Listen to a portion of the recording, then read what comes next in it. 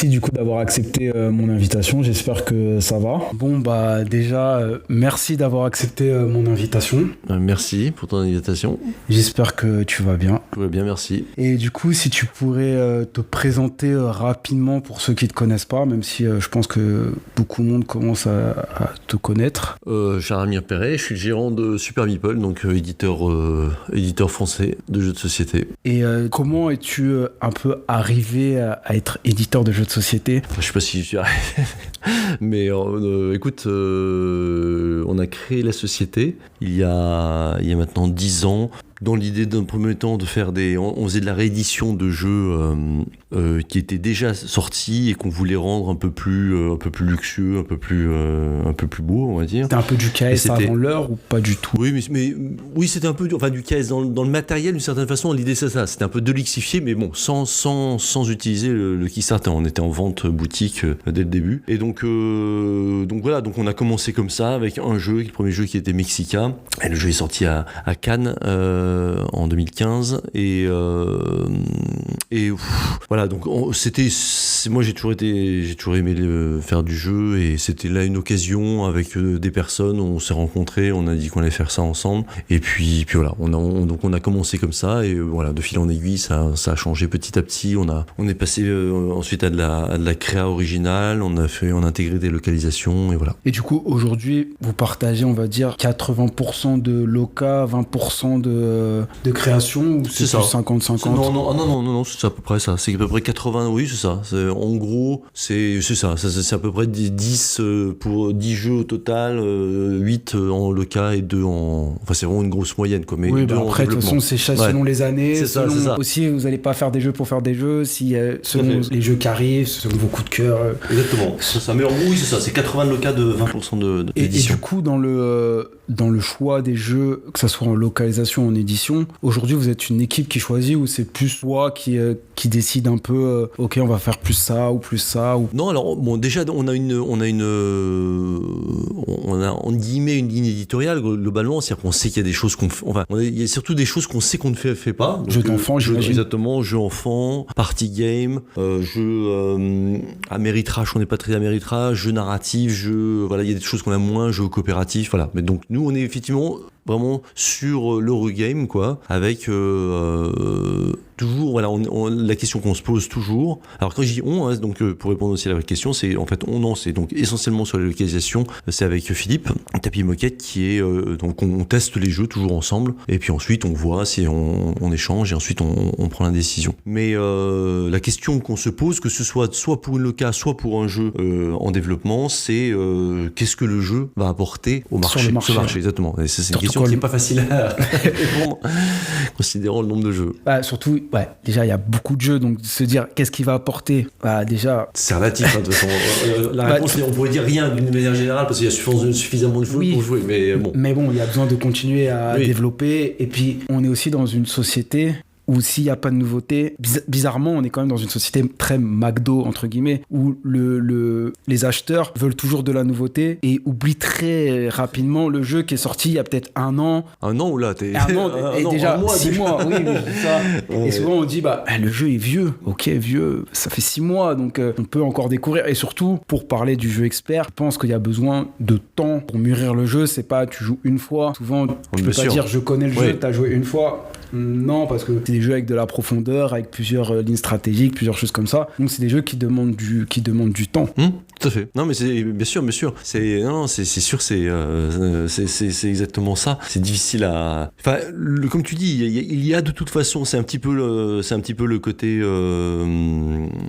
comment dire, un petit peu paradoxal. C'est-à-dire d'un côté, effectivement, il y a le côté, on entend, tout le monde se plaint, il y a trop de jeux, et c'est vrai, et on peut le dire qu'effectivement il y a trop de jeux. Le problème est que lorsqu'il n'y a pas de nouveauté, on explique mais il se passe rien, il y a rien, etc. Et donc voilà, et sachant que tout le monde pousse à faire des nouveaux jeux. Je veux dire, les auteurs veulent effectivement signer, les éditeurs. Voilà, tout le monde effectivement est dans cette espèce de mouvement continu. Donc voilà, nous on essaie de limiter quand même, donc ce qui est déjà pas mal, une dizaine de jeux par an. Ça fait presque un par mois, c'est déjà pas mal. C'est déjà beaucoup. Deux. Ouais, c'est ça. Non, effectivement, et en plus de ça, quand c'est des gros jeux, ça demande forcément plus de temps. Donc voilà, tout ça fait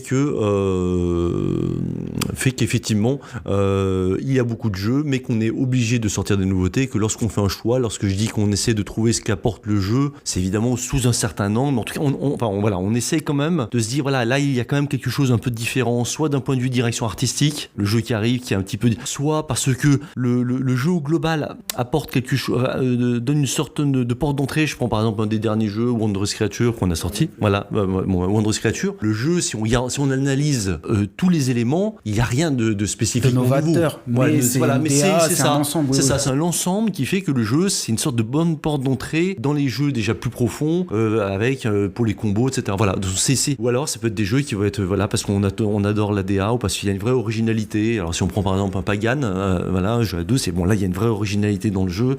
Voilà. Donc c'est différentes approches, quoi. Oui, c'est sûr. Et puis aujourd'hui, par exemple, quand on regarde les reviewers ou X ou Y, on dit, pour parler de Wondrous Creature, par exemple, j'ai entendu beaucoup de fois, ok, c'est bien, mais ça révolutionne pas le jeu. Oui, mais c'est pas la conversation. Et du coup, ces gens-là, par exemple, pour parler de Wondrous Creature, si c'est ton premier jeu, en vrai, tu te dis, waouh, qu'est-ce qui se passe, quoi. T'as pas connu autre, donc tu sais pas. Mais c'est sûr, c'est sûr, si tu passes du Monopoly à Wondrous Creature, ça va te faire tout drôle. Mais oui, non, on est bien d'accord, ouais. Non, c'est sûr, c'est effectivement, il y a ce côté entre soi et tout ça, et le côté, ça ne révolutionne pas ce qu'on peut entendre, mais enfin, c'est encore une fois, des jeux qui ont révolutionné, voilà, exactement, effectivement. Donc c'est quand même très rare, et c'est pas spécialement ce qu'on demande à un jeu. Enfin, quand il y a un jeu peut être révolutionnaire et puis être chiant, finalement. Donc c'est pas ça, quoi. C'est une sorte de, c'est difficile un petit peu c'est difficile à définir, quoi. Mais voilà, en tout cas, et évidemment, en plus c'est assez personnel, quoi. Il y a mais après il y a des jeux qui font relativement l'unanimité, comme Ark Nova, par exemple, dont on parlait. On sait, voilà, c'est un jeu qui a pour différentes raisons, qui a très bien fonctionné, qui n'apporte rien non plus, faut bien le dire, mais en termes de mécanique. C'est des trucs déjà vus, voilà, c'est des trucs qui fonctionnent ensemble très très bien. Exactement, c'est l'alchimie globale qui fait que le jeu se démarque. Ok. Et du coup, comme tu fais pas mal de localisation, est-ce que tu as des, je sais que vous travaillez beaucoup avec certains studios. Est-ce que ça t'arrive de chercher des nouveaux studios pour on va dire, nouvelles pépites, des nouvelles choses, ou tu restes déjà la plupart du temps avec tes studios qui font déjà pas mal de jeux en vrai? Et autre chose, même si je sais que je t'ai déjà entendu dire que t'avais pas forcément de contrat ou d'obligation de sortir quoi que ce soit, mais est-ce que, par exemple, si tu sors pas un titre ou un autre, ça te donne des avantages ou des inconvénients, ou tu fais vraiment ce que tu veux? Non. Alors oui, effectivement, je vais répondre les deux questions. Il y a les deux questions. Première question, on a effectivement deux studios. On a deux éditeurs avec qui on travaille, donc qui sont Feuerland, les Allemands, et Mindclash, les Hongrois. Qui sont des personnes avec qui que je connais depuis longtemps. C'est une relation de confiance. Je sais, moi, la qualité, pour moi, effectivement, ils font partie des meilleurs éditeurs de jeux experts. Ça, je pense. Et donc, voilà. Donc ça, ils nous alimentent environ, on va dire, 1 ou 2 jeux chacun, voilà, par an, à peu près. Donc déjà, ça fait, on va dire, ils peuvent déjà faire au moins, on va dire, peut-être un tiers de ce qu'on va localiser. Après, le reste, alors autant avant, il m'est arrivé de chercher, d'aller voir, etc. Maintenant, il se trouve que avec le temps, et aussi après avoir travaillé aussi avec beaucoup d'éditeurs, en fait, comme je connais la plupart des éditeurs qui font des jeux qui peuvent m'intéresser, etc. Généralement, ils tiennent au courant, et je suis au courant, et voilà. Donc, il peut arriver à un moment donné que pour une raison ou pour une autre, je trouve l'information, ou on me passe l'information comme quoi, regarde ce jeu, il a l'air intéressant. Je connais pas l'éditeur et je contacte l'éditeur pour savoir quelle est la situation, est-ce qu'on peut tester, est-ce que voilà. Donc ça peut arriver, mais j'ai envie de dire, c'est un peu de plus en plus rare. C'est-à-dire que le catalogue d'éditeurs que j'ai en connaissance, il est quand même assez suffisant largement pour alimenter l'année. Jeux, voilà. Ouais, si déjà t'en as 4 par les 2 que tu as dit, il en reste beaucoup. Ça. En plus, toi, tu en fais 1 ou 2 toi-même, on va dire. Bien sûr. Après, donc, c'est ça. Après, voilà. Après, il y en a certains avec Meeple BR, par exemple, les Brésiliens, qui ont fait Brasil, Paper Dungeon, etc., avec qui on aime bien travailler aussi. Enfin, il y en a aussi d'autres éditeurs comme ça qui vont ponctuellement avec lesquels on va travailler. Donc ça, c'est la première question. Et la deuxième, non. Donc la deuxième, c'est, je le dis tout le temps et parce que c'est vrai, c'est qu'en fait, on a une liberté c'est-à-dire que moi, on n'a absolument aucun contrat qui nous lie à qui que ce soit. Oui, après, c'est des accords un peu tacites. Oui, d'accord, même pas, parce que encore une fois, moi, il n'y a pas si longtemps que ça, et même il me disait, même en discutant, alors si je prends les deux qui sont Fireland et Mind Clash, je veux dire, en fait, à chaque fois, on teste les jeux et on regarde si effectivement, oui ou non, on va le faire, etc. Bon, il se trouve que c'est vrai que ça part comme généralement, voilà, s'il faut vraiment, si le jeu, c'est vraiment étonnant. Moi, Fireland, je les connais depuis qu'ils existent en tant que joueur au début, et ensuite, etc. Moi, j'ai jamais joué de mauvais jeux de Fireland. Alors, on aime ou on n'aime pas plus ou moins tel jeu, etc. Mais moi, je trouve après, il y a c'est ça. Il y a un curseur, quoi. Mais globalement, je n'ai aucune obligation. Voilà, donc voilà, c'est simplement que on le fait parce que on a des relations qui sont proches, etc. Alors forcément, oui, c'est des relations. En plus, ça devient presque amical. Exactement, tout à fait, c'est ça. Donc du coup, ça va être un petit. Donc forcément, on va être plus enclin de toute façon de faire à deux jeux, on va dire, qui nous plaisent autant. Forcément, si on a le choix, on ira avec celui avec l'éditeur qu'on connaît. Donc, ça, c'est du relationnel. Logique, voilà, c'est du relationnel. Mais contractuellement ou même quoi que ce soit, on en a déjà parlé d'ailleurs, et ils le savent très bien. On n'a aucune obligation. Voilà. Et là, par exemple, là, il y a Sanctuary, vous avez annoncé qui va sortir, et vous avez réussi, en tout cas, c'est ce que vous avez dit, que le jeu va sortir presque en même temps. Pas presque en même temps. En même temps.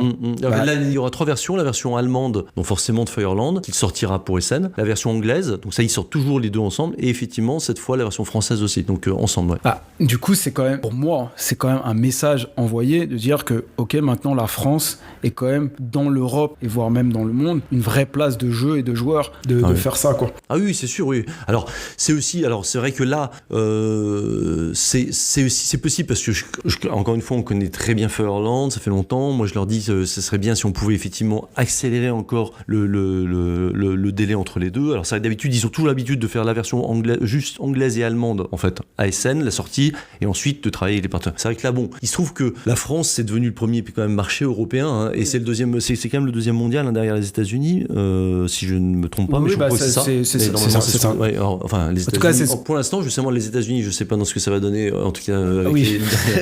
Mais bon, en tout cas, c'est comme ça. Donc, c'est une place absolument énorme. Mais moi, je le vois bien, même dans les ventes qu'on fait, quand je discute avec Fireland, même de Ark Nova, quoi que ce soit, je vois bien qu'effectivement, le marché français, il est devenu absolument. C'est vraiment un très très bon marché. Le marché. En termes de dynamique, en termes de globalement, quand je discute avec tous les pays dans le monde, même s'il y a une dynamique positive globalement, le marché français, c'est vraiment un pays exceptionnel. Et surtout, le marché français, par rapport à d'autres pays, il y a il y a une sorte de, je sais pas comment expliquer, déjà beaucoup de boutiques dans beaucoup de pays, il n'y a pas autant de boutiques et autant de bars à jeux. Donc un pays où il y a beaucoup de bars à jeux. Ludothèque. On va dire la place ludique en France prend de plus en plus de place. En tout cas, c'est le sentiment que que j'ai. Et après ça, c'est en faisant des petites recherches. J'ai l'impression que par exemple, quand on regarde les As d'Or, les As d'Or en Europe commencent de plus en plus à avoir de la place. Et Cannes n'est pas encore Essen, mais j'ai l'impression que c'est en train d'aller dans ce sens-là. Alors globalement, oui, moi c'est Cannes, je trouve que alors moi pour le coup je salue vraiment le travail qu'a fait Cynthia Herberac, commissaire, depuis qu'elle a pris en main, enfin en tout cas je trouve qu'il y a une internationalisation de plus en plus importante. Oui, j'ai senti. Moi je le vois, et je le vois aussi dans les partenaires. Moi j'ai pas mal de partenaires parce que je vais à Nuremberg qui est un mois avant, oui c'est ça, un mois avant, et il y a pas mal de personnes que je suis censé voir à Nuremberg qui disent non, on vient pas à Nuremberg, on viendra à Cannes. Et il y a quand même, et on le voit dans les rendez-vous, etc., il y a quand même de plus en plus de business international qui se fait à Cannes. Alors on est évidemment encore assez loin des scènes, on va pas se. Oui, après, mais quand même, il y a quand même il y a clairement cette trajectoire. Et l'As d'Or, qui est évidemment très loin encore du Spiel, mais après le Spiel, il a finalement quand même beaucoup de. Et il y a quand même d'abord de l'impact en Allemagne aussi, on va pas se mentir, l'impact il existe aussi à l'étranger, mais c'est quand même pas largement, c'est pas du tout la même mesure. Et donc pour revenir à l'As d'Or, oui, il y a quand même effectivement, on voit quand même que l'As d'Or, que Cannes, effectivement, il y a une aura un peu plus internationale qui s'installe. Et puis ça a une aura aussi, je pense, en France, je sais pas si en Europe il y a un effet rebond, mais par exemple quand il y a un titre, par exemple je veux parler de La Familia qui a gagné l'As d'Or, pour moi qui est un peu ce jeu est un ovni, déjà rien que au-delà du jeu, mais que ça soit 4 et merci au revoir, c'est 4 et on n'en parle plus, et ben ça c'est quand même une bulle. Parce qu'il faut déjà être 4 obligatoirement. Et pour moi, en tant que si j'étais éditeur ou même business, je me dis ok, mon taux de chalandage, mon rebond. Ah, je sais pas si je vais avoir, si je vais pouvoir. J'ai l'impression que même si ça fonctionnait déjà bien, je sais pas, ça à toi de me dire. Après l'As d'or, ça a permis d'avoir un rebond, un vrai rebond en termes de vente et en termes de fonctionnement, quoi. Ah oui, l'As d'or, ça joue. Tout le monde. L'As d'or a un impact commercial et c'est quand même le seul. D'ailleurs, c'est le seul. On va pas se le mentir. C'est le seul prix français qui a un impact vraiment de façon significative, clairement sur les ventes, quoi. Et effectivement, si on prend le cas de la Familia, qui est un jeu un peu particulier, là, on a fait effectivement un 3e print. Sans l'As d'or, on en aurait sans doute fait un au début, et puis je suis pas sûr que le jeu, malgré ce qu'il propose, qui est quand même effectivement original, malgré tout ça, malgré les très bonnes reviews, je suis pas sûr qu'il serait allé très loin après le premier. Oui, parce que c'est quand même assez, c'est une bulle quand même. C'est sûr. Du coup, c'est sûr. Quand t'as touché ta bulle, après, par exemple, j'entends souvent des personnes dire, ok, par exemple à Super Meeple, souvent il y a des sold-out, ça arrive très souvent, mais j'ai l'impression que c'est quand même dur de dire, surtout dans le jeu expert, où on n'est pas en train de faire un jeu à 12 € ou qui va se vendre comme des baguettes de pain. C'est un jeu qui coûte aux alentours, je donne des prix, mais c'est aux alentours de 40-50 € selon les boîtes. Il y en a même à 30 €, mais bon, bref, ça c'est pas la conversation. Mais quand on se dit, ok, ils ont fait 3000 prints, mais 3000 prints, c'est de l'argent, et du coup, après, je sais pas comment tu décides le nombre de prints, mais c'est quand même un risque plus élevé pour choisir la quantité de prints, quoi. Ah oui, c'est sûr. Ça, c'est toujours. Alors, mais ça, c'est vrai. Bon, c'est vrai pour tout le monde. Enfin, pour tout le monde. De toute façon, on a l'éditeur, savoir quand tu. Ouais, c'est un défi à chaque jeu. Quand tu appuies sur le bouton, effectivement, en disant voilà, là, je pars sur temps. Bon, bah voilà, ça se passe. Et la question du premier print, c'est une question en soi, évidemment. Mais après, il y a une question à chaque reprint. C'est la question. Si tu as touché ta bulle, est-ce que tu vas retoucher encore plus? Exactement. Parce que ou alors, ça va s'effondrer. Et en fait, j'aurais touché tous ceux que je pouvais toucher. T'as la 2000 qui vont rester. Exactement. Et là, c'est la catastrophe. Et donc ça, c'est effectivement, c'est une sorte de jeu auquel on ne veut pas trop perdre. Faut pas se cacher. Mais c'est un jeu continu, permanent, effectivement, qu'on a. Et pour revenir sur l'As d'or, alors en plus, nous, il y a un impact, l'As d'or, évidemment, sur le jeu expert, mais il est quand même encore assez limité par rapport à ce nous, on n'a jamais eu, évidemment, mais là, tout ce qui est le grand public. Parce que quand on a un As d'or grand public, pour le coup, tu touches le GSS direct, quoi.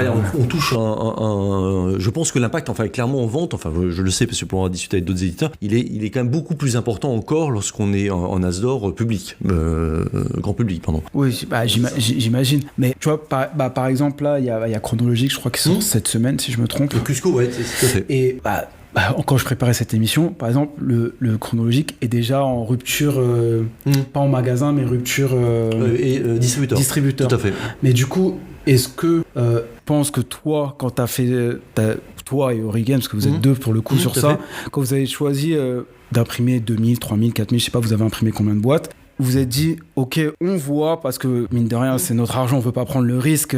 Au pire, nous, on a vendu notre 5000 boîtes, c'est déjà ok, on rentre dans nos chiffres, on rentre dans notre tableau. Parce que beaucoup de personnes ne savent pas, mais en vrai, c'est comme la prod, c'est un tableau. Ok, on fait 10 000 prints, si on pouvait faire 10 000 prints et on prend 0 risque, on ferait 10 000 prints, pas de souci. J'imagine, peut-être c'est pas comme ça que ça se passe, à toi de me dire, mais t'es dit, bon, à 5000, peut-être j'aurais pu en vendre 7 ou 8, mais à 5000, je rentre dans mes chiffres et je prends pas de risque. Ouais.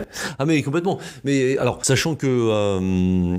Enfin, c'est quand on décide le premier print, déjà qu'on discute, on discute toujours aussi avec le distributeur. Parce que le distributeur, lui, il a une vision, lui aussi, quand il voit le produit plus en tant que produit finalement que nous qui le voyons d'abord en tant que jeu d'une certaine façon. Oui. Enfin, même si on a toujours quand même en tête l'idée du produit derrière, mais c'est quand même d'abord le jeu. Le distributeur, lui, il voit le jeu, mais d'abord effectivement le produit, et donc il va aussi pouvoir dire voilà, nous on pense que le jeu il va bien marcher ou pas. Enfin, et donc aussi il y a toute une démarche. Voilà. Après, c'est vrai que lorsqu'on lance un premier print, on va selon effectivement aussi l'énergie qu'on va mettre dedans, selon comment on croit au jeu aussi. Enfin, on peut croire dans un jeu, dans son intérêt en tant que jeu, tout en ayant conscience de sa limite en termes de potentiel commercial. C'est tout à fait possible, ça évidemment. Donc on essaie d'estimer ça, mais c'est très difficile. C'est vrai qu'un premier print, alors je sais plus combien on avait fait le premier print de Chronologique, le tout premier, mais je sais pas, 7-8 000, etc. Voilà. Mais on se dit, bon, on a effectivement, il y a différents sujets, mais il y a évidemment la trésorerie aussi. Bon, ça à la limite c'est un autre sujet, mais il y a l'idée de se dire, bon, on va va tester comme ça. Et si on voit, en fait, si on a des premiers signes positifs, on voit que finalement, on a la prod qui va se terminer assez rapidement, quand on voit qu'il y a quand même un engouement, on sent quand même à ce moment-là, dans les réseaux, enfin, les distributeurs, ça va vite. À ce moment-là, on peut cliquer le bouton pour dire on reprint tout de suite en se disant voilà comment on en fait, etc. Voilà, finalement vaut mieux quand même, moi je préfère tout de même c'est toujours une sorte d'équilibre, mais je préfère quand même perdre un peu en manque à gagner, avoir un peu de manque à gagner, mais plutôt que d'avoir de la perte, quoi. Voilà, ça c'est effectivement c'est le sujet, mais alors sachant qu'en plus manque à gagner c'est relatif, parce que supposons que le jeu j'en fais 5000, le jeu est en rupture, bon si je prends le cas de Wondrous Creature, bon on en avait fait 3000 quand même, ce qui était pas mal pour un jeu à 60€. Oui. Bon on avait quand même mis pas mal on a mis quand même pas mal d'énergie sur le marketing parce qu'on y croyait vraiment au jeu. Après le jeu il a fait un marketing parlant, tout le monde le voulait à un moment donné, j'avais l'impression quoi. Oui c'est ça, mais alors bon là effectivement le jeu on a tout vendu tout de suite, il est sorti et c'était déjà tout vendu. Bon très bien, on est content. Donc là on relance et là on discute et on se dit bon bah voilà, donc les distributeurs nous disent ah oui voilà les GSS aussi ils le veulent et tout. Donc là on décide de faire forcément un deuxième print parce que le premier est parti très vite, mais c'est vrai qu'à ce moment-là on va se dire bon bah voilà on va en faire 6 7000, on verra bien ce que ça donne, mais je préfère quand même avoir fait maintenant a posteriori je pourrais refaire le monde, mais là je pense que ça me paraissait commencer par 3000 en disant bon bah voilà on aurait pu, c'est vrai qu'à ce moment-là on aurait fait 5000 ou 6000 sans doute on les aurait vendus, mais je préfère tant qu'à faire arrêter là et voir ce que ça donne en me disant que de toute façon les gens s'ils ont bien aimé le jeu, s'il a une hype vraiment telle qu'il a eu et que ça se confirme et qu'il arrive 3 mois plus tard, je pense qu'on arrivera quand même toujours à intéresser les gens au jeu quoi, voilà c'est ça. Oui après et donc dans le pour Wondrous Creature ou d'autres, après j'ai l'impression, à la vitesse où ça va, c'est que le risque, c'est que, ok, t'as fait tes 3000. Le jeu disparaît. Il y a d'autres jeux qui arrivent sûr. On va dire, dans ton créneau. Et après, quand toi, tu reviens avec ton deuxième print, après, c'est ouais, c'est vieux. Ouais, alors qu'en vrai, c'est il y a 3 mois. Mais c'est le... C'est toujours un risque. Après, c'est un peu marcher sur des œufs, j'ai l'impression. Mais c'est exactement ça, hein, c'est sûr. Effectivement, là, on revient. Le jeu, il revient à Wondrous en fin juin. Donc, il y aura eu 4 mois à peu près. Parce qu'en gros, à partir du moment où on clique sur la production et le moment où il arrive, il faut compter au moins 4 mois. Mais c'est plutôt au moins 5 mois entre le temps que ça arrive, que fabrication, ça vient par bateau. Plus le bateau, plus les différents échanges, etc. Éventuellement, si on fait. Donc, c'est vrai qu'en 4-5 mois, il peut se passer des choses. Donc là, on se dit que le jeu, il va revenir. Bon, on est quand même confiant parce que le jeu a une très forte hype, etc. Mais n'empêche qu'effectivement, peut-être que les gens seront passés à autre chose. Voilà. Bon, c'est tout à fait possible. Et donc, c'est un risque. C'est toujours un risque. Et quand on appuie sur un bouton, de toute façon, voilà. Mais bon, après, ça fait partie du jeu d'éditeur. Hein, c'est normal. Et il y a beaucoup. Est-ce qu'il y a des jeux, par exemple, tu t'es dit, ok, ça fonctionne, je rappuie sur le bouton, et après, au moment que tu rappuies sur le bouton, je sais pas, et puis tu dis, ah mince, du coup, j'ai les 2000 de mon deuxième print, ok, j'en ai vendu 500, il m'en reste 1500. Bien sûr. Alors, c'est pas forcément. Le print de trop, hein. Ouais. Effectivement, le print de trop, ça, on en a eu, hein, bien sûr. Un des meilleurs exemples, celui que je garde toujours en tête, et c'était Brasil. Donc, un jeu on a tout vendu tout de suite à la première sortie. Donc, on a mis en place, on a réimprimé. Le problème, il est qu'il est arrivé quand même 1 an plus tard, le deuxième. Alors, en plus, c'était pas nous, on était prêts, etc., mais il y a eu des décalages et en fait, on est arrivé, c'était terminé. Le jeu, il avait disparu. Et donc là, on s'est retrouvé en galère avec le stock. Donc voilà. Donc ça, c'est un exemple. En plus, quand tu fais de la loca, tu dois, j'imagine, t'es pas maître de tous les curseurs, parce que si par exemple tu fais le reprint, peut-être tu dois arriver en même temps que toutes les locas. Il y en a qui reprintent en même temps, donc tu dois Ça dépend des éditeurs. Effectivement, on a plus ou moins, ça c'est assez variable, mais ça explique aussi effectivement pourquoi certains jeux, je sais par exemple qu'on a beaucoup nous en ont voulu pour le délai qu'on a mis pour Anachronie, les extensions de Anachronie. Qu'on a sorti finalement là. En réalité, nous, ça faisait très longtemps qu'on était prêts, mais Mindclash attendait d'avoir suffisamment de partenaires pour pouvoir lancer effectivement la production. Oui. Donc dans ce cas, nous, on est dépendants. Tu peux rien faire. Donc ça dépend des éditeurs, il y a pas mal de paramètres qui font qu'on va être plus ou moins, on va dire, voilà. Mais disons le délai minimum, si vraiment le truc le plus optimisé possible, vraiment minimum, ça sera 4 mois, mais jamais avant 4 mois, quoi. Ou alors je paye par avion lorsque c'est terminé. Je paye par avion, mais là autant dire que je perds l'argent au global. Tu préfères peut-être attendre les 2 mois. C'est ça. Mais donc ça va aller de 4 mois à 1 an après, quoi. 1 an, c'est très long, mais malheureusement c'est possible. Oui, puis après, en vrai, tu peux pas faire grand chose. Ah non, c'est sûr, non, à part me mettre la pression à l'éditeur ou alors, mais après bon, voilà, c'est différent. Et puis pour rebondir aussi sur des choses que j'ai entendues, j'imagine que tu fais pas exprès de te mettre en sold out pour. Non, alors ça, moi déjà, je suis pas du tout, je suis pas spécialiste je suis pas spécialiste de grand chose d'ailleurs, mais je suis pas spécialiste de marketing ni de commerce, etc. Alors moi, la théorie qui consiste à dire c'est bien de faire du sold out, etc. Je ne sais pas. Moi, je ne sais pas si c'est vrai. Déjà, sincèrement, je n'ai aucune idée. J'ai l'impression, même quand je suis en train de parler avec toi, t'as l'impression que toi, en fait, ton kiff, c'est tu fais tes jeux. Il faut que t'aimerais bien apporter tes jeux à des trucs et tu regardes, vu qu'en plus c'est ton entreprise, ayant déjà eu des entreprises, c'est pas si facile que ça. Tu dis, ok, je dois rentrer dans mes clous, je dois faire mes trucs. Après le reste, je vois comment ça peut fonctionner. Oui, tout à fait. Non, mais alors c'est effectivement la première chose qui nous drive, en tout cas, c'est toujours effectivement la passion pour le jeu, etc. Alors, nous, on n'a jamais sorti aucun jeu qu'on regrette d'avoir sorti. Voilà, ça c'est certain. Et les choix, ils sont toujours faits parce qu'on aime le jeu, etc. Et il y a des jeux qu'on sort, qu'on a aimé et qu'on sait que ça va être un peu difficile. Alors par exemple, j'avais pris par exemple le cas de Kraftwagen par exemple qui était sorti. Voilà, en disant ça va être un jeu à cause du thème, à cause de différentes choses. Mais je trouve que le jeu est vraiment très bon pour un jeu à peu près initié. Voilà, on n'en a pas fait beaucoup d'ailleurs. Voilà, donc on a été prudent. Tu t'attendais à pas. Après, quand tu regardes Kraftwagen par rapport à Random Creature, même au-delà du jeu pur, de la mécanique ou de la qualité du jeu, c'est vrai que quand tu regardes les boîtes, tu te dis, bah déjà celui-là va vendre mieux que celui-là. Après, sans ouvrir la boîte, sans rien. C'est rien que le produit. Bien sûr, le produit, tu sais que ça a pu fonctionner. Ouais, complètement. Non, mais il y a le thème, donc oui, donc comment dire. Donc effectivement, les choix se font toujours effectivement sur le jeu. On veut le faire ou pas. Effectivement, on essaie de faire au mieux en prenant un risque toujours qui semble être à peu près en termes de volume, j'entends le bon. Mais c'est jamais en se disant on va faire exprès de. Mais je sais pas s'il y a des éditeurs qui font ça. Sincèrement, je sais pas. Moi, je connais pas le. Ouais, je sais pas, mais ça me paraît très bizarre. Moi, je ne sais pas. Je ne sais pas si c'est une bonne chose ou pas. En tout cas, c'est absolument pas. Quand ça, nous, c'est vrai que c'est arrivé là à Wondrous, c'est arrivé pareil avec Anne Ronwood. C'était évidemment pas du tout volontaire. Si on avait su, moi, j'en aurais fait beaucoup plus, puis c'était réglé. C'était bien, c'était largement mieux pour nous, de toute façon. Donc, oui, mais après. Pour le coup, ces deux produits, j'ai l'impression que déjà c'est de l'expert initié. On va dire c'est de l'expert light, expert light ou de l'expert où les gens peuvent entrer. Donc déjà, tu touches plus de public. Bien sûr. Par exemple, quand tu sors, que ça soit Ironwood ou Random Creature, quand tu sors rien que la boîte, les gens déjà ils ont moins cette peur que par exemple des jeux qui sont plus balèzes. Quand tu sors, rien que les gens ils disent voilà, je sais pas. Projet Gaïa par exemple. Quand tu sors le Projet Gaïa, déjà les gens je sais pas.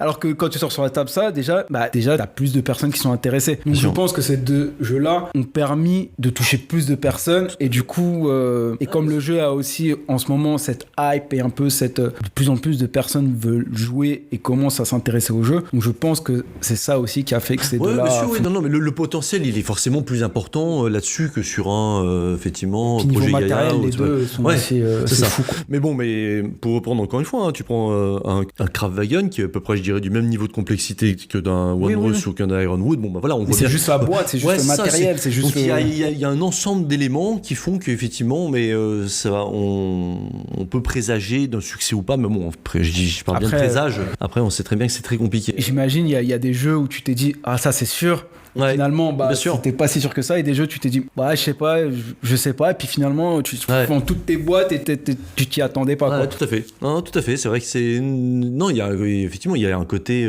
Sinon, on serait tous millionnaires. Exactement. Il y a quand même quelques indicateurs. Voilà. Donc, on sait, il y a quelques.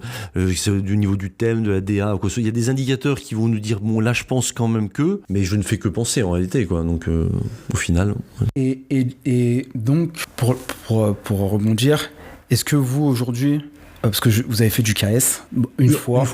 Avec Tikal, tout à fait. Qui était l'anniversaire de Tikal, est-ce que c'était juste un coup d'essai pour dire bon là en vrai on voulait tellement que ça soit waouh qu'on était obligé, parce que sinon on vendait on était obligé de faire beaucoup de boîtes et on a vendu 500 €, ou c'est quelque chose qui peut vous intéresser et qui vous intéresse? Non, alors sincèrement, c'est la voie KS, c'était vraiment simplement pour ce que tu disais, à savoir que c'était le seul modèle possible, quoi. Vu le prix de la boîte, etc., c'était impossible de vendre ça en boutique. Le jeu, effectivement, sinon il finissait à 250-300 € en boutique, ça n'a aucun sens. Donc la seule raison, effectivement, c'était parce que le KS se prêtait bien pour nous à cet exercice-là. On n'a pas vocation. Alors, donc si on refait un truc un peu exceptionnel comme ça, avec du matériel un peu délirant, alors dans ce cas, effectivement, pourquoi pas, mais c'est pas le modèle, c'est pas notre modèle. C'est pas votre modèle. On n'a pas, voilà. Et si ça avait été le cas, d'ailleurs, on aurait sans doute investi du temps, de l'énergie,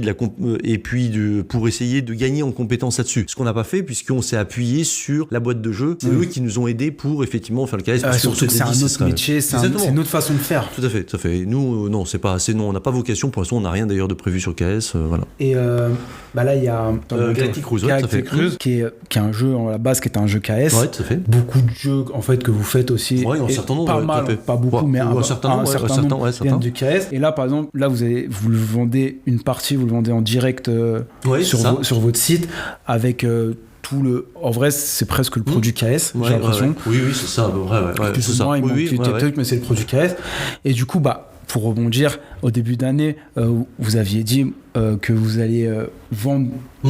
Vous allez commencer à vendre en direct sur votre site. Ça avait fait beaucoup de bruit, beaucoup de trucs. Mais là, quand je vois un peu ce qui se passe, j'ai l'impression que c'était pour ce type de produit que vous voulez faire ça. Oui, alors déjà, on avait quand même bien expliqué, c'était déjà que des jeux experts. Bon, oui. Donc déjà des jeux experts, c'est-à-dire que même vraiment plus quoi. C'est un Wondrous Creature. Ouais.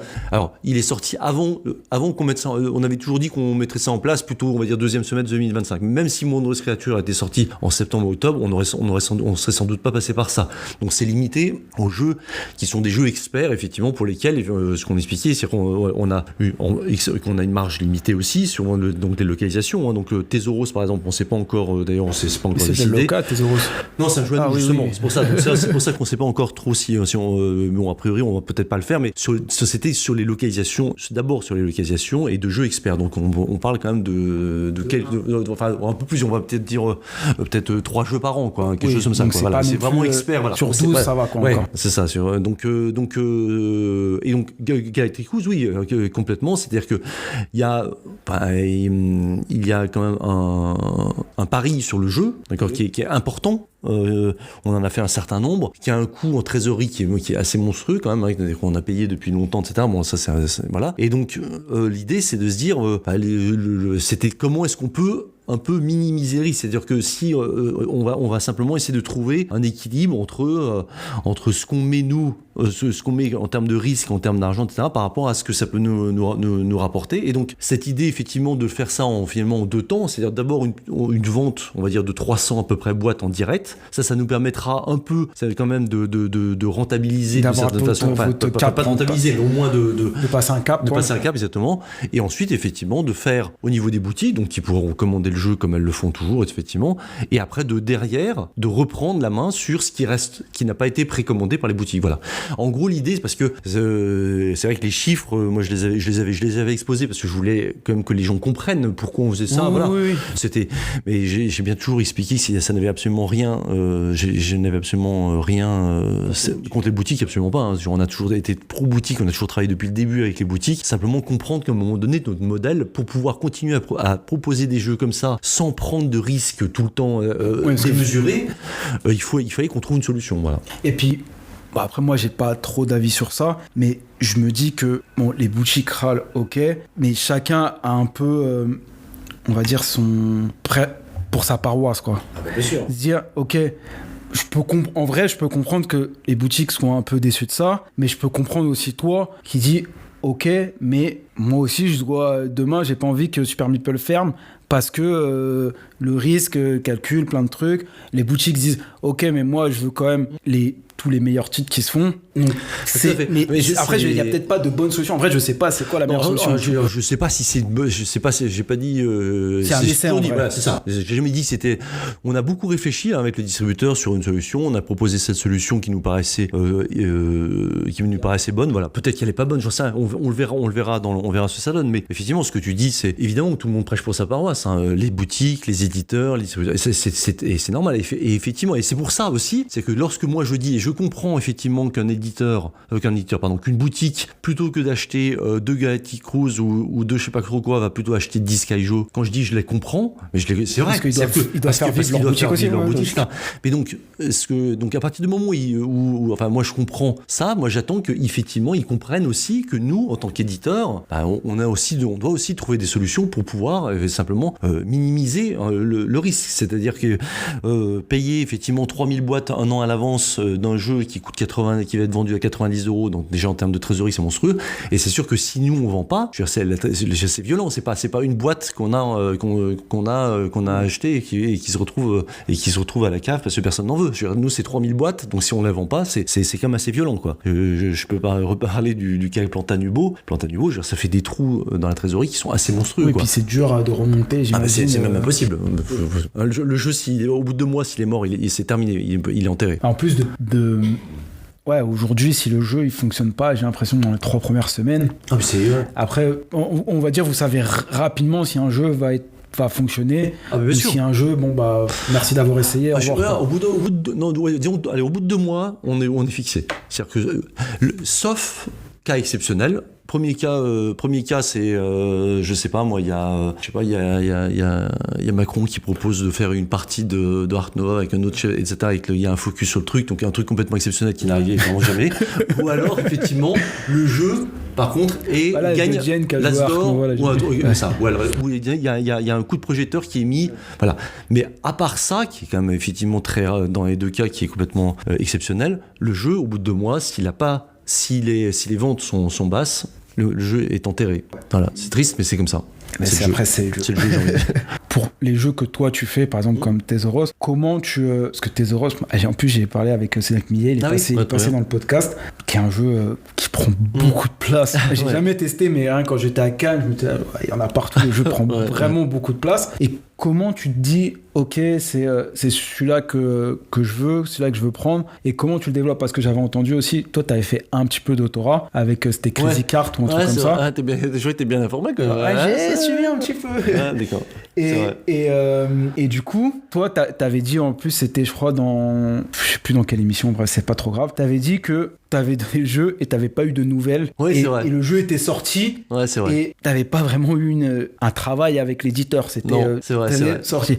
Alors toi, comment tu travailles les jeux avec tes auteurs? On essaye, alors toujours là, quand on développe les jeux, hein, Philippe, en fait, on a selon certains jeux, il y en a un qui va être, on va dire, un peu chef de projet, qui va donc ça va être lui qui va surtout travailler avec les auteurs. Mais de toute façon, globalement, nous on a toujours le même mode de fonctionnement, c'est-à-dire qu'on implique vraiment les auteurs dans le développement. C'est-à-dire que ça, moi, effectivement, l'expérience que j'ai eue, et qui, je pense, n'est pas la seule, hein, pour avoir discuté des règles des auteurs qu'on a signés, etc., c'est vrai que ça peut arriver, ça arrive visiblement que des éditeurs soit donnent pas d'informations, soit changent des trucs sans parler aux auteurs.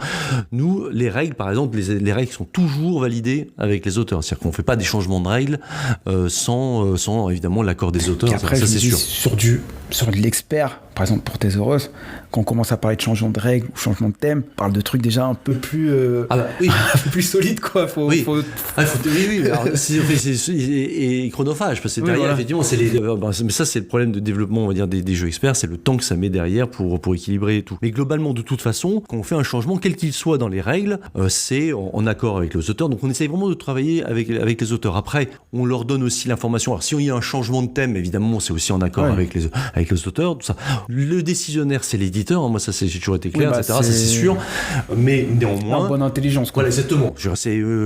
Et encore une fois, l'éditeur, c'est parce qu'il a une idée que c'est la bonne, donc il sait toujours en partage avec l'auteur pour voir ce qu'il en pense, etc. Et voilà. Donc moi, ça c'est évident. Et après, sur la DA, nous, on part effectivement dans un sens, mais on essaye quand même toujours de montrer où on en est, voilà, aux auteurs. Alors là, c'est plus un titre informatif, hein, parce que c'est quand même l'éditeur, encore une fois, là, qui décide sur la DA. Voilà. Après, mais en tout cas, on donne toujours, on est toujours connecté avec les auteurs depuis pour pouvoir de A à faire Z, un quoi. produit ensemble. Ouais, c'est ça, exactement. Oui, parce que d'abord parce que c'est aussi, enfin, ça me paraît un peu évident déjà de base. C'est un travail, on va dire commun qui est fait, et parce que voilà, donc c'est aussi une question de respect et aussi, je pense, d'efficacité. C'est-à-dire que je pense que, enfin, les auteurs, ils ont quand même travaillé longtemps dessus, donc on va pas changer un point de règle comme ça, Oui. sans en parler. Et à peu près, pour Tes Heureuses, combien de temps de développement ça vous a pris pour ce jeu? Alors, le jeu était signé il y a longtemps, mais déjà, je remercie Cédric pour sa patience, mais alors ça, c'est une exception. Jamais on a mis autant de temps, mais le jeu, il a été signé il y a 7 ans. Ah oui. Donc c'est très très long. C'est Bernard qui a travaillé essentiellement dessus, donc Bernard de chez Super Meeple qui a travaillé beaucoup avec Cédric. Donc après, il y a eu énormément d'heures de tests, etc. Enfin bon, je sais même pas Déjà 7 ans, oui, c'est pas le mais en tout cas c'est très long. En tout cas, oui, c'est 7 entre le moment où ça a été signé. Alors au milieu, il y a eu le Covid, etc. Donc encore une fois, c'est pas 7 ans de développement évidemment, hein. Mais ça a été très très long. Et du coup, en moyenne, combien de temps quand vous signez un jeu et sort, c'est 1, 2, C'est très 3, variable. ouais. C'est très variable. Là, par exemple, il y a un jeu qu'on va sortir l'année prochaine, qui est un jeu niveau initié, et j'ai signé, je crois, mi-2024. Donc pas peut-être 2 ans plus tard. Bon, donc ça reste... Voilà. Parce que le jeu, en fait, tout dépend de l'état. Il y a des jeux qu'on signe, en fait, ils ont des états d'avancement qui sont assez variables. Soit le jeu est déjà très avancé, auquel cas il reste pas grand-chose à faire d'un point de vue règle, après il y a que le travail de derrière, etc. Soit il y a des jeux qui sont aussi pour l'idée, exactement, et ensuite il faut un temps de développement, là ça peut être très long, enfin voilà, donc et aussi ça dépend évidemment du niveau du jeu. Voilà, forcément quand c'est un jeu expert, etc., c'est plus long, ne serait-ce que si on doit faire 2-3 modifications de règles, à chaque fois les tests c'est des heures et des heures. Et peut-être je me trompe, peut-être je sais pas, mais en tant que éditeur, vraiment éditeur pas en localisation, vous avez fait beaucoup de gros jeux ou non, vous restez plus initié quand c'est vous qui faites, j'ai l'impression. Peut-être je me trompe, mais récemment, il y a Tes Heureuses aussi à sortir. Après Doggerland, ça reste un assez gros jeu. Virtus, c'est très si tu connais pas, je te conseille. C'est peut-être pour moi le plus complexe qu'on ait fait. C'est la boîte un peu belge, c'est ça? Ouais, c'est ça. Et écrit en rouge. Ouais, c'est ça, exactement. J'ai jamais joué, mais je vois le jeu. C'est un jeu de passer Rebo. Moi, j'adore le jeu, effectivement. Je trouve que c'est un jeu qui est assez compliqué à appréhender. Donc voilà, ça fait, c'est les derniers jeux qu'on a sortis qui sont des gros jeux. Après, effectivement, il y a des jeux, genre Couleur de Paris, qui est plus niveau initié. Genesia, c'était un jeu qui était, on va dire, expert. Enfin, si, c'était quand même expert, ouais, c'est ça. Bon, après, expert plus light. Initié, votre curseur, j'ai l'impression que c'est pas le même curseur que... Alors, oui, ça dépend si on parle du curseur de les As d'or ou pas, c'est sûr. Hein, c'est sûr. Alors, oui, alors, c'est vrai que si on parle des curseurs As d'or, sans doute que Couleur de Paris serait maintenant expert. Bon, maintenant, enfin, je sais pas, je pense que tout le monde pourrait s'accorder à dire que voilà, Couleur de Paris, ça reste un jeu plutôt initié à mon avis, quoi. Mais bon, après, voilà, on va pas discuter des termes comme ça, mais oui, l'idée, ça, c'est que des, c'est que des cases en vrai. En tout cas, l'idée, nous, c'est toujours de développer des jeux entre, alors, initié expert, ça c'est vraiment effectivement les deux, avec de temps en temps un jeu familial, comme on a pu le faire par exemple avec Expédition, où il y en a un autre aussi qu'on devrait faire, mais voilà, bon, ça reste un plus rare, mais possible. Du coup, vous avez fait aussi un peu de coédition avec Origame. Et Tiki, oui. Recto Verso. C'est vrai, c'est un jeu, c'est un parcours un petit peu particulier parce que tu me dis que mais c'est un peu c'est un peu un jeu d'ambiance, non? Oui, enfin c'est pas un jeu d'ambiance, c'est un jeu vraiment hyper intéressant, Recto Verso. Donc c'est la réédition de la Boca qu'on a fait avec Tiki parce que avec David, que je connais très bien, qui est un ami de longue date, on aimait bien jouer tous les deux au jeu et on s'est dit on va essayer de trouver un jeu à faire ensemble et on a trouvé celui-ci. En réalité, c'est vrai qu'il est plus dans la gamme Tiki que dans la nôtre, mais c'est pour ça que nous c'est un peu un jeu qui est un peu à part. Super Meeple Tiki déjà c'est quand on regarde les line-up de chacun, tu dis bon, c'est pas le combo qu'on aurait vu tous les jours. C'est vrai, mais bon voilà, après les gens de Tiki et notamment David, c'est des gros joueurs, voilà, donc voilà, donc là en l'occurrence quand on joue à plutôt des gros jeux habituellement, et donc là voilà, donc ça c'est, on va dire, c'est un cas un petit peu à part, et on a fait effectivement la coédition avec Origame pour. Et ça, c'est quelque chose que vous avez fait comme ça ponctuellement, ou c'est des choses des fois vous dites avec d'autres, ou même... C'est ponctuellement, c'est plus vraiment, c'est c'est plus une décision relationnelle d'une certaine façon. Voilà, d'un côté, c'est avec faire David, un truc voilà. avec des potes, quoi. Là, ouais, exactement. Avec Origames, on s'entend très bien. Ça fait longtemps qu'on travaille ensemble. Eux, ils aiment beaucoup les jeux de logique, et donc quand ils l'ont vu, ils se sont dit, ils ont proposé, et puis voilà. Puis Origames travaille aussi.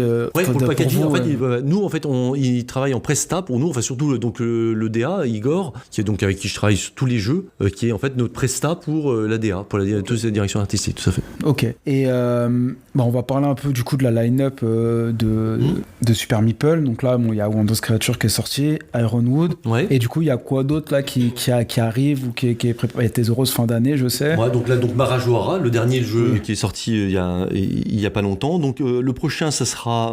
Alors, il y a beaucoup de retours de stock, mais en termes de nouveautés. Donc, alors, il y a des extensions qui arrivent. Donc, il y a l'extension de Pirates de Maracaibo, par exemple. Voilà. Il y a les extensions de Windows Creature aussi. Mais sinon, en jeu, si on enlève les extensions, il y a effectivement Galactic Cruise, donc qui va sortir. Tesoros. Alors, c'est vrai qu'on, je sais plus si on l'a annoncé, mais le titre français, ça sera Dragonnier. C'est Amber, en anglais, c'est Amber Hot, ouais, si on a l'accent à peu près correct, de Mind Clash. Donc, il y a un jeu léger Mind Clash, quoi, léger, oui. Voilà, c'est ça. Donc, mais non, en tout cas, vraiment très, très facile, très niveau initié, voilà, et Sanctuary. Voilà, okay. Ça, c'est les 4 jeux. Donc, Tesoros, ce Galactic Cruise, donc 2 gros jeux, Sanctuary et Dragonnier, niveau initié. Voilà, et ça, c'est les 4 jeux. C'est par exemple, à Sanctuary ou même Pirates de Maracaibo, qui sont des... J'aime pas trop dire ça, parce que pour moi, c'est des jeux... par exemple, Pirates de Maracaibo, c'est un jeu différent que Maracaibo, oui, pour moi. Mais c'est une version... C'est une version light. Est-ce que Sanctuary, ça sera une version light de Ark Nova? Tout à fait. Ou c'est juste le thème d'Ark Nova dans une autre direction? C'est vraiment on retrouve les actions avec la tuile qui revient, etc. C'est vraiment une version plus light. C'est 20 minutes par joueur. Donc, c'est quand même pas la même chose que Ark Nova, quoi. Donc, voilà. Donc, c'est-à-dire qu'à 3 joueurs, 4 joueurs, ouais, tu mets 1 heure, quoi, à peu près, un peu plus. Donc, c'est vraiment l'idée, c'est vraiment de descendre. Pour moi, en termes de niveau, c'est exactement, effectivement, le niveau d'un Pirate de Maracaibo. C'est une réflexion qui a été faite de plus en plus par vous et vos collaborateurs, de se dire, ok, on a des jeux experts, mais vu des jeux experts, souvent c'est des jeux experts qui ont quand même bien marché, et est-ce qu'on veut du coup essayer de faire un palier entre les deux pour pouvoir les amener à ça, ou c'est juste ok, ça a été des blockbusters, allez, surfons sur la licence? Oui, non, alors c'est ça, Ark Nova, concernant Ark Nova, ça fait longtemps que Feuerland m'en parlait, à savoir qu'il y réfléchissait. Alors Feuerland n'est pas un éditeur qui exploite d'un point de vue marketing à fond ces trucs, on le voit, le temps qu'ils ont mis à sortir une extension de projet Gaïa, etc. C'est pas donc là ils ont mis le temps. Bon, Ark Nova, effectivement, c'est évidemment autre chose que tout ce qu'ils ont sorti avant en termes de succès commercial, mais l'idée là, c'était de se dire qu'on est sur un thème finalement qui est assez large. Ils n'ont pas non plus poncer le succès. Ils ont fait qu'une extension, ils n'ont pas non plus... par exemple, quand tu regardes un jeu comme Barrage, par exemple, il y a je sais pas combien d'extensions, vu que ça fonctionne. Même Terraforming. En vrai, même Terraforming, c'est encore plus rapproché que Ark Nova. Ils ont fait je sais pas combien d'extensions, où il y en a plein qui servent, mais il y en a aussi plein où tu sens que prends mon argent, quoi. et je trouve qu'Ark Nova, du coup, ils ont fait une extension et puis merci. Oui, c'est ça. Non, mais encore une fois, parce que c'est pas parce qu'ils ont vraiment cette ligne de conduite de se dire on ne sort un jeu que si on est sûr que c'est vraiment un bon jeu. Il y a pas, c'est la démarche quand même d'abord de choisir. C'est d'abord une démarche quand même qualitative avant d'être une démarche commerciale. Donc vraiment, il y a ça c'est vraiment très important. Ce qui est d'ailleurs Mind Clash aussi. C'est vraiment la raison pour laquelle j'aime particulièrement travailler avec eux. Et c'est vrai que dans le cas de Sanctuary, alors c'est sûr qu'effectivement le succès de Ark Nova, pourquoi ne pas proposer un jeu qui est effectivement un jeu qui est assez expert, si on peut dire expert, quoi, quand même. Oui, mais c'est expert, c'est très fluide. Voilà. Après, moi, c'est la conversation que j'ai avec beaucoup de personnes. Expert, ça veut rien dire. Si tu te poses sur la table, je suis pas plus intelligent que moi, t'es pas plus stupide que moi. Juste pose-toi, on t'explique. Après, il faut que tu aies la volonté. Mais c'est ça.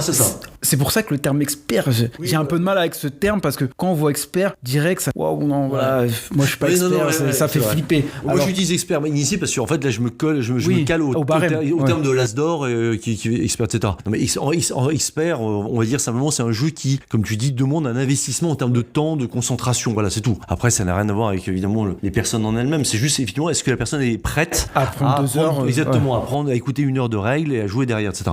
Et il y a plein de gens qui sont pas prêts parce que ça les intéresse pas suffisamment, parce qu'ils n'ont pas la patience ou l'intérêt, enfin bref. Donc là, l'idée, voilà, c'est de se dire que pourquoi ne pas ouvrir, ne pas essayer de faire un jeu sur la base de Ark Nova, qui est un jeu avec un thème en plus qui peut être assez large. Oui, c'est un thème et qui s'adresse à un nombre de personnes qui est plus important et aussi qui permet de faire des parties plus courtes. Parce que c'est vrai qu'un Ark Nova à 4 joueurs, ça peut être un peu long. On peut se le dire, effectivement. Bah là, c'est l'idée aussi. Alors, le jeu se joue à 5, Sanctuary, pour le coup. On peut jouer juste à 5. Mais à 5, tu joues en 1h30, on va dire. Moi, c'est quand même pas la même chose que. Si tu joues à 4 Ark Nova. C'est 3 heures. Pour moi, c'est 3 heures. Ouais, 3 heures. Ouais, c'est et ça. 3 heures avec des joueurs qui ont déjà joué au jeu. Ouais, ça. Mais bon, après, voilà. Donc, c'est l'idée, c'est de proposer, une version plus allégée qui pour des personnes qui veulent, à ce moment-là, retrouver un peu les sensations d'Ark Nova un peu plus léger, qui ont moins le temps à ce moment-là. Voilà, ça n'empêchera pas de jouer à Ark Nova à d'autres moments, mais voilà, c'est juste de se dire, ça, tu touches les nouveaux joueurs et aussi les personnes qui adorent Ark Nova, mais qui se disent, ok, bah là, j'ai pas forcément 1h30 devant moi ou 2 heures, j'ai une petite heure. On se fait quoi ? C'est ça, exactement. On se fait ça, on joue à ça, et puis on se fait ça en mode tranquille, et on a cette vibe un peu Ark Nova. Moi, par exemple, pour Pirates de Maracaibo, j'aime bien Maracaibo, mais je préfère Pirates de Maracaibo. Ouais. Parce que je trouve que c'est plus dynamique, c'est plus tac. Bien sûr. Et pourtant, j'aime bien les rejeux, mais pour celui-là, je préfère la version light. Ouais. Non, mais moi, je comprends tout à fait. Mais c'est vrai que ça va répondre effectivement à soit une circonstance qui fait qu'on a moins le temps, ou alors simplement une envie, ou alors. Mais le jeu est quand même différent de Ark Nova. Donc, parce que là, on est effectivement sur la pose de tuiles avec différents. Enfin, c'est très. Déjà, quand on voit le matériel, on sent que c'est pas le même. Il y a une mécanique un peu différente. La mécanique, on retrouve cette mécanique effectivement d'action. On fait une action à son tour avec et sa force qui est en fonction de l'endroit où elle se place et qui revient. Donc ça, c'est on va dire le cœur qu'il y avait dans Ark Nova qu'on retrouve ici. Après, effectivement, on retrouve le fait qu'il y a des animaux, qu'il y a des différents partenariats, etc. Mais voilà, mais à côté de ça, on a chacun un plateau différent. Mais c'est un jeu différent. C'est ça. Et donc c'est pour ça qu'effectivement, je pense que ça peut intéresser aussi bien les joueurs de Ark Nova, clairement, que des nouveaux qui n'ont pas voulu aller jusqu'à Ark Nova parce que c'était trop. Ça demandait trop de temps et qui veulent voilà. Du coup merci du coup pour cette première partie. On va aller du coup sur la deuxième partie où je vais te poser des questions et il faudra que tu me droppes des jeux qui sont en rapport, on va dire, avec mes questions. D'accord. C'est des questions assez simples. Ok, ça va. Du coup, quel est ton premier lancé, c'est-à-dire le jeu qui t'a un peu amené dans cette passion du jeu de société, dans le ou les... Ouais, je me suis jamais arrêté de jouer, donc c'est compliqué à dire. Je sais pas s'il y a un jeu. Bon, moi, je fais effectivement partie des gens qui ont joué à Catan, évidemment, à Magic. Après, moi, j'ai joué beaucoup au Ludo Délire d'avant, Super Gang, etc., Full Metal. Voilà, il y avait eu beaucoup de jeux. J'ai joué énormément à Tikal, mais Tikal c'était déjà même un peu après. Il est sorti en 99, mais voilà, ouais. Oui, ça fait partie de. En fait, c'est pas un jeu, c'est plusieurs jeux qui tombent. C'est un peu comme un millefeuille à chaque fois. Les jeux arrivés, tu dis, c'est bien. C'est ça.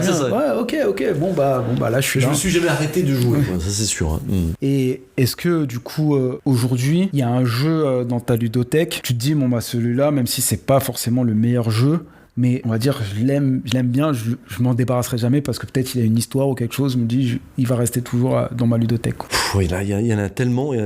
Pour moi, un des jeux, je le dis, alors ça, je le dis, remarque, on pourra pas m'accuser de pas être constant dans ce que je dis, mais c'est vrai que je parle souvent de Frat et Tigris de Knizia, qui est pour moi un des meilleurs jeux qui soit. J'ai énormément joué à ce jeu. Je trouve que c'est un jeu qui est brillant, comme pas mal de jeux de Knizia. Et voilà, bon, ça c'est un jeu auquel je ne joue plus actuellement d'ailleurs, mais je jouerai. Enfin, je connais les règles, parce qu'elles sont assez fluides, c'est hyper intéressant. Voilà, donc ça c'est un des jeux, mais on prend par exemple le cas, c'est vrai que j'adore Terra Mystica ou Age of Innovation. Enfin, moi je trouve que c'est vraiment un des jeux que je préfère et auquel j'ai le plus joué. Il y a d'autres, alors 3 par exemple, 3 pour moi c'est un des meilleurs jeux de dés. Ce jeu est vraiment très bon. Je cite souvent Metropolis, qui a été revu récemment par le jeu de Sébastien Pochon qui s'appelle maintenant Skyrise, c'est effectivement qui était chez Lucky Duck, etc. Je trouve que le jeu est hyper élégant, c'est très intéressant. Enfin voilà, après moi j'adore les jeux de ma majorité. C'est vrai que Mexica par exemple pour moi ça reste un jeu vraiment référence dans la matière. Frontières. Voilà, Ark Nova évidemment. En plus, c'est votre premier jeu, mec. Ouais, tout à fait.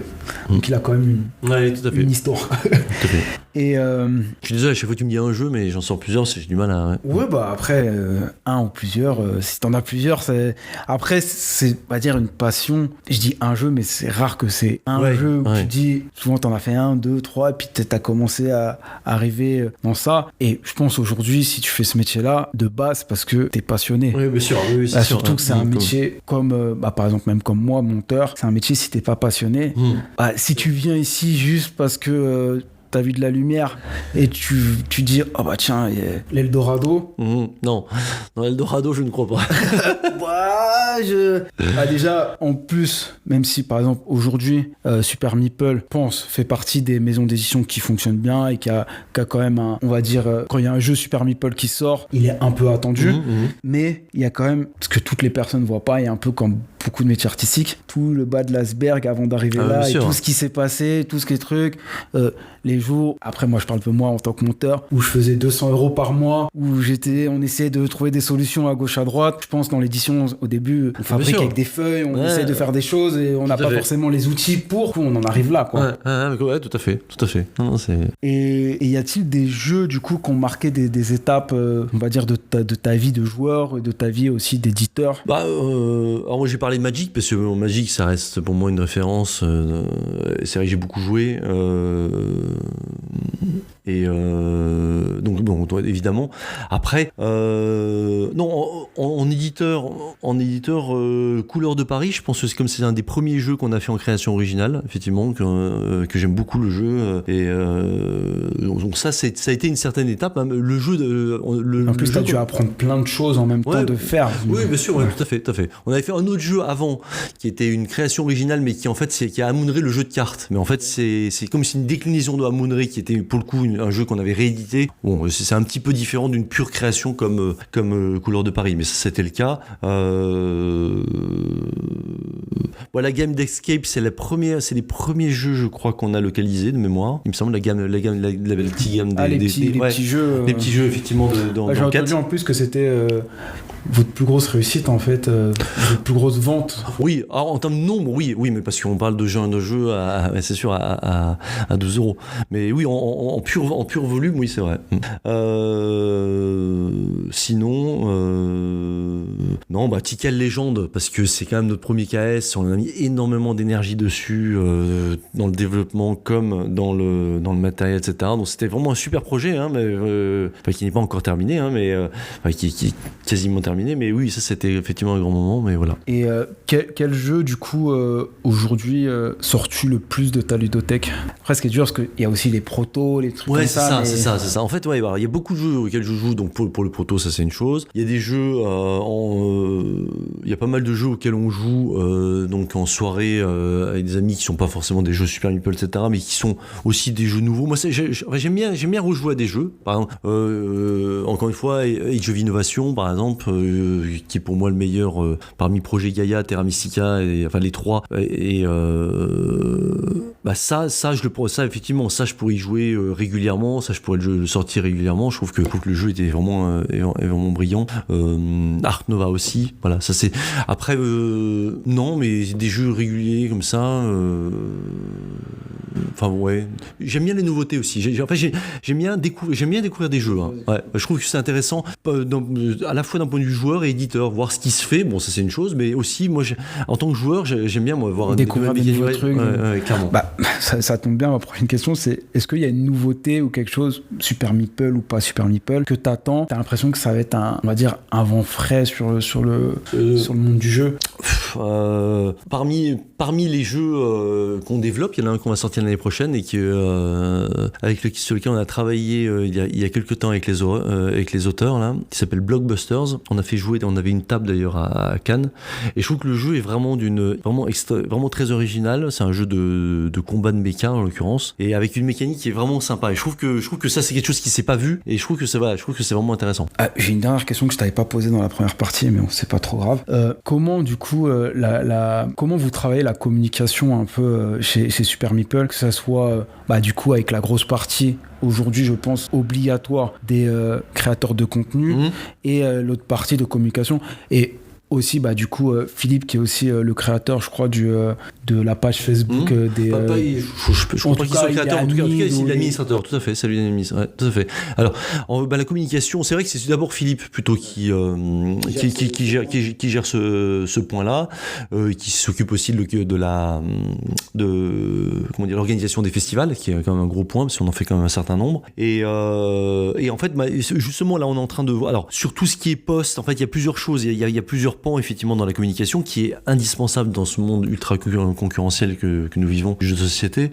Mais là, justement, en fait, on a fait appel à une agence de communication, Carbone Café, pour ne pas les citer, mais avec qui, effectivement, on a déjà un petit peu travaillé, qui va travailler sur justement la création de contenu, sur les posts, pour nous aider, effectivement, à essayer d'avoir une conductrice, c'est ça, exactement. Voilà, exactement. Voilà. Donc on va dire, c'est un mix entre ce que fait Philippe, qui fait aussi des vidéos, lui, avec caméra, pour expliquer un petit peu les jeux en avant-première. Voilà. Donc ça, plus des posts qu'il va faire, et à côté de ça, l'agence qui va faire des posts plus réguliers pour soit des partages, mais qui va notamment proposer des photos, des vidéos de jeux qu'on va sortir. Qu'on a sorti. Ça permet d'avoir... parce que c'est vrai que maintenant... c'est un pan, j'imagine. Moi, travaillant dans la communication, c'est un pan, surtout avec les nouveaux médias. Avant, c'était... par exemple, à l'époque de Trick Track, on se dit, on va chez Trick Track, on aura l'information pour parler sur le jeu de société. Maintenant, aujourd'hui, quand on regarde, on se dit, ok, ils sont 250 000. Il y en a peut-être, j'abuse, je vulgarise exprès, 249 000 qui sont là, mais c'est pas vraiment... ils mettent les posts, mais de manière de communication, ça va pas avoir un rebond. Après, il y a l'autre partie où vous travaillez avec, mais de savoir comment placer sa communication, j'ai l'impression que aujourd'hui c'est plus compliqué qu'avant. Parce que en plus c'est les nouveaux médias, Facebook, Instagram et j'en passe. C'est ça. Donc les réseaux sociaux évidemment. Ouais. Après la communication, ça me paraît indispensable. J'imagine, il y aura toujours des exemples de jeux qui auront percé sans communication. Je sais plus, c'est très compliqué, j'imagine que c'est rarissime. Sinon, globalement, le jeu, si on n'en parle pas, il n'existe pas, en fait, c'est ça. Donc c'est indispensable d'être présent sur les réseaux sociaux, de communiquer dessus. C'est indispensable d'être présent au festival aussi, quand même. Voilà, ça me paraît. Et c'est pour ça qu'on est et on est quand même présent dans beaucoup de festivals, mais c'est vrai que c'est quand même un moyen de montrer les jeux, d'avoir aussi un retour des joueurs, d'échanger avec eux, etc. Et voilà, plus différents articles, interviews. Donc il faut être présent. Voilà, c'est sûr qu'on n'a pas le choix, mais on est obligé d'être... S'il n'y a pas une présence, puis, comme tu dis aujourd'hui, il y a peut-être 30 maisons d'édition, encore je suis gentil, je sais pas exactement. Non, c'est plus de... Je sais plus combien... En France, il y en a... Je sais pas, on me l'a dit récemment, je ne sais pas, 200... 200 Ah oui, c'est énorme, c'est énorme. Alors ça compte aussi des maisons d'édition qui sortent un jeu comme ça de temps en temps, mais... non, il y en a beaucoup. Moi, je pensais que... après, je connais pas toutes les maisons d'édition, je connais, on va dire, ceux qui... Les plus connus, les plus présents. Après, il y en a des petites, mais je pensais, dans les petites... j'aurais dit... Non, c'est énorme. Je crois que c'est 150-200, il me semble... Bon, ça ferait... déjà, je dis ça. En tout cas, en tout cas, le chiffre n'est pas très important pour notre conversation, mais c'est-à-dire 200, c'est-à-dire que même si chaque maison d'édition, ce qui n'est pas le cas, sort un jeu par an, ça fait déjà 200 jeux. Ouais, c'est ça. Et déjà, faut tirer son épingle du jeu pour que ça fonctionne, quoi. Ah, mais c'est sûr, on parle quand même de centaines de jeux qui sortent tous les ans. Si on a envie tu vois, on va dire 1000 jeux, moi j'en sors 10. Il en reste 190. Il faut quand même effectivement essayer à un moment donné sur une place. Alors même si dans la catégorie, il faut quand même catégoriser, c'est pas les mêmes qui s'intéressent à tous les jeux. Mais dans l'expert, il y en a évidemment, il y a donc, mais bon, toujours est-il que tu communiques pas, tu montes pas ton jeu, etc. Tu vends pas, en fait, pour être assez simple. Oui. Surtout aujourd'hui, puis même, en vrai, même avant, même tout le temps, en fait. Ouais, la communication, je pense, ouais. Moi, je pense toujours, encore une fois, j'y connais rien en marketing, j'y connais rien, etc. Mais quand je vois quand même les pubs, c'est toujours le truc qui m'a toujours marqué, que je vois les pubs de Coca. Je me dis Coca, qui est, je pense, la marque la plus connue au monde, il me semble, à mon avis. Et puis c'est un peu les boss de la communication pour avoir déjà monté des pubs Coca. Voilà. Donc tu me dis qu'ils payent des gens qui doivent être très très forts dans la communication, qui disent que Coca continue à faire de la publicité. Donc si Coca exactement, on se sent obligé de continuer à parler et montrer qu'ils existent. Je veux dire, Super Meeple, je crois qu'on a plus d'intérêt. C'est mieux, quoi, c'est conseillé. C'est conseillé, je crois aussi. Ouais. Donc, voilà. Ok, très bien. On va du coup arriver dans la dernière partie. T'arrives du coup sur une île déserte, t'as le droit de prendre 5 jeux, pas un de plus. Sur l'île déserte, il peut y avoir d'autres personnes perdues. Ah, d'accord, ok. Pas que des jeux solo. Ok. Bah, ça tombe bien, je joue pas solo, mais enfin, si j'avais pas le choix, je pense que je m'y mettrais. Mais ouais. Quel jeu, du coup, tu prendrais? Alors, je prendrais quand même différents niveaux. Hein. Ouais. Alors, je pense qu'en jeu de base, il y a un jeu que j'aime beaucoup, c'est Las Vegas de Rudiger Dorn. Ok. Le jeu avec les dés, je sais pas si tu connais. Ouais, je vois très excellent, bien. je trouve que le jeu est vraiment hyper élégant. Je trouve que c'est vraiment un très très bon jeu. Et pour le coup, à mon avis, ça c'est vraiment jouable par tout le monde. Quoi. C'est accessible. C'est hyper accessible. La première fois que j'ai joué à ce jeu-là, c'était chez mon beau-frère. Mais quand je te dis pas du tout jeu, c'est niveau Uno. Ouais, j'abuse la chose, mais c'est vraiment pas jeu. Et il avait ce jeu. Et du coup, on a joué, je trouvais ça cool. Ah, mais ouais, c'est élégant, c'est simple, c'est amusant. Il y a des. Enfin, voilà. J'aime bien les dés, moi, globalement. Et enfin, je trouve le jeu vraiment très bon. Voilà. Donc, ça, je pense qu'en termes de jeu de base, c'est très bien. Ensuite, en jeu simple aussi, mais qui est très bien, qui vient de sortir d'ailleurs, là, j'en parle parce que c'est Double Seven de Tiki qui vient de sortir il y a pas longtemps. Ok, ouais, je vois. C'est un jeu avec des dominoes qui joué, mais je reprend vois le jeu. Okay. C'est très malin, c'est très élégant aussi. C'est un jeu de Michael Schack et c'est très bien fait. Franchement, c'est un très bon jeu. Et pareil pour ceux qui connaissent pas bien pareil pour entrer pour ton beau-frère, tu vois. Franchement, c'est très très bon jeu. Donc ça, on va dire en niveau, en premier niveau. Après, j'emmènerai Euphrate et Tigris parce que c'est aussi un jeu d'interaction. J'emmènerai sans doute Age of Innovation dont je parlais. J'emmènerai pour essayer quand même de sortir d'autres jeux que je trouve que Dune, je sais pas si j'emmènerai Dune, mais là je suis en train de dire, mais Dune, je trouve vraiment le jeu excellent, je trouve que le jeu est vraiment très très bon. Le Dune le premier ou le Emprising? Bon, en vrai, c'est presque pareil. En fait, non, j'ai pas joué, j'ai joué au jeu de base et l'extension l'avènement des 10, c'est ça, voilà. C'était très bon, non, j'ai pas joué effectivement le dernier. Je l'ai mais je l'ai pas. Bon, en vrai, c'est presque jeu. Mais c'est excellent. C'est la même énergie. C'est juste, en vrai, c'est une V2. Oui, c'est ça. Ouais. Oui, c'est ça. C'est ce que j'ai pu comprendre. Ouais, c'est ça, c'est une V2. Ouais, tout à fait. Et puis, alors, parmi les jeux qui sont sortis, qu'est-ce que il y en a tellement en fait, tellement c'est compliqué à dire, mais déjà, tu vois, là, si je fais Las Vegas dans l'ordre, ensuite un peu plus complexe, Euphrate et Tigris, un peu plus complexe, par exemple, un Art Nova ou un Age of Innovation. Déjà, là, je pense que j'ai à peu près un éventail correct de niveau. Après, tu peux rester longtemps sur l'île, ça va. Ouais, exactement. Ouais, c'est ça, mais c'est sûr. Ouais. Art Nova, il y a une rejouabilité folle. Pour moi, elle est presque infinie. C'est le jeu où j'ai fait le plus de parties, je pense. Ouais. Je sais pas combien de parties, mais je pense que j'ai plus de 100 parties avec l'aide de BGA. Avec l'aide de BGA, bien sûr. Ouais. Mais j'ai l'impression que chaque partie, c'est étonnant parce qu'il n'y a pas beaucoup de jeux qui me fait ça. Que chaque partie, j'ai l'impression que comme les cartes, il y a beaucoup de cartes. Bien sûr. Et selon ce que tu vas prendre et ce que l'autre va prendre, et ben ta stratégie change et il y a quand même beaucoup de rejouabilité dans le jeu là. Non, mais c'est sûr. Non, effectivement, s'il laisse ce succès, c'est qu'il y a forcément une raison. Et si peut-être Tesoros, peut-être pour terminer, parce que c'est aussi un autre jeu qui est très différent quand même de Art Nova et de Age of Innovation et qui est très. J'aime beaucoup la mécanique à la fois de programmation et à la fois de gestion de budget. Enfin, c'est une mécanique qui est différente et j'aime beaucoup le thème, moi. Moi, il m'avait parlé un peu du thème, mais je sais pas exactement en quoi consiste ce jeu. Moi, juste ce que j'ai vu, c'est que c'est la taille du truc. Waouh, le truc, il était immense. Je me suis dit, il fallait avoir une sacrée table, quoi. Ouais, en fait, pas plus qu'un gros jeu habituel. Mais il y avait pas. En fait, le plateau était grand, mais il y avait. En fait, j'avais pas l'impression qu'il y avait beaucoup de tokens, de trucs différents et tout. J'avais l'impression que c'était. Il y en a 660 quand même. Ok, d'accord. Si tu veux, il y en a quand même un certain nombre. Non, mais en fait, sur la table aussi, c'est vrai que c'était mal présenté. Ça. Non, le jeu, bref, c'est un gros jeu, comme il y en a plein. Mais enfin, non, il prend pas plus de place qu'un Tricerion, quoi. Alors, j'ai pas parlé de Skymines, ça dit Skymines, je sais pas si t'as joué à Skymines. C'est pour moi le meilleur Pfister. Le jeu est absolument excellent. Alors, le thème est discutable, mais par contre, la mécanique du jeu est absolument excellente. Pour moi, c'est vraiment le meilleur. Ça, je le dis aussi régulièrement, mais je le pense, mais ouais. C'est mieux. C'est sûr. Bon, ok. Du coup, merci d'avoir passé cette heure avec moi. Merci pour ton invitation, merci d'être venu. Cool. Et puis peut-être une prochaine du coup sur le monde du jeu.